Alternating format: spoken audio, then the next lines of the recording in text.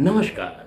नटखट नट्टू की हास्य सेवाओं में आपका स्वागत है। अभी पिछले दिनों हमने रामायण और कृष्णा जैसे सीरियल देखे। जो भी राक्षस आते हंसते हुए आते। तो मैंने एक बात सीखी, कितना भी बड़ा संकट हो हमेशा हंसते रहो। अरे टेंशन को अपने दिमाग से ऐसे उतार फेंको जैसे मम्मी अपने बच्चे का भरा हुआ डायपर उतार के फेंक। अरे बच्चों से याद आया, पड़ोस का टिंकू हमारे चिंटू से मिलने आया। मैंने उनकी बातें सुनी तो टिंकू कह रहा था, चिंटू बताऊं, मेरे दादा है ना बहुत भुलक्कड़ है। हाँ, कल ना धूप से आ रहे थे और कमरे में आके उन्होंने अपनी छाती को तो पलंग पे लेटा दिया और खुद कोने में खड़े हो गए। चिंटू बोला, अरे मेरे दादा तो और भी भुलक्कड़ है। मैंने भी कान लगाए, ऐसा कैसे? बोला, मेरे दादा तो इतने भुलक्कड़ हैं, उनको है ना गुटखा खाने का शौक है। तो कमरे में गुटखा खा रहे थे तो उन्होंने गुटखा पूरा चबाकर गुटखा तो पलंग पे थूक दिया और खुद खिड़की से बाहर कूद गया। हंसने लगा दरवाजे के पीछे के भी। बच्चों की दुनिया कितनी मासूम होती है। जैसे हमारे पड़ोस के शर्मा जी है, एक सिंगल कमरे में रहते हैं बेचारे।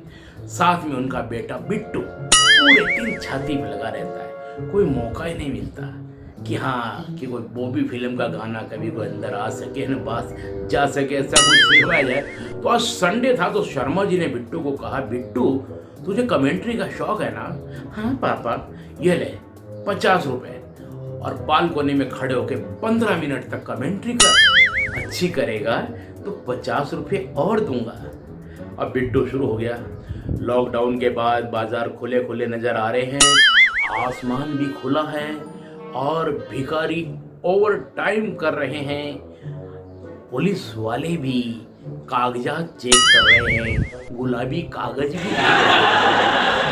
सामने वाली बिल्डिंग में गुप्ता अंकल और आंटी अपने कमरे में कुछ कुछ होता है कि शूटिंग कर रहे हैं। तो इधर कमरे में बिट्टू के पापा के कान खड़े हो गए। बोले, अरे बिट्टू तुझे कैसे पता चल रहा है सामने वाली बिल्डिंग में गुप्ता अंकल आंटी कुछ कुछ होता है कि शूटिंग कर रहे हैं? पापा मोनू भी है ना बालकोनी में कमेंट्री कर रहा है। बच्चों की बातें बड़ी लाजवाब होती है और हमें गुदगुदाने पर मजबूत कर देती है। लेकिन बच्चे कभी कभी ऐसी रेड पीटते हैं कि इनकम टैक्स वाले भी ऐसी रेड नहीं मारते।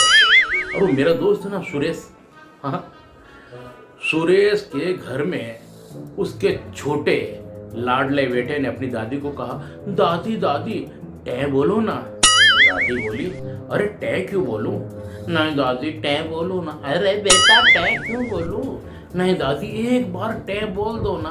तो दादी ने कहा, अच्छा टै बोलने से क्या होगा कि मम्मी और चाची बात कर रही थी कि जिस दिन ये बुढ़िया टै बोलेगी हम सब करोड़पति हो जाएंगे। ये खुशी जो आपके चेहरे पर मैं देख रहा हूँ, ये खुशी हमेशा यूं ही बनी रहे और आप आते रहिए, मेरे साथ बतियाते रहिए। मैं नटवर पाराशर नटखट नट्टू फिर लाऊंगा कुछ और हंसीली चुटीली चीजें। तब तक के लिए नमस्कार।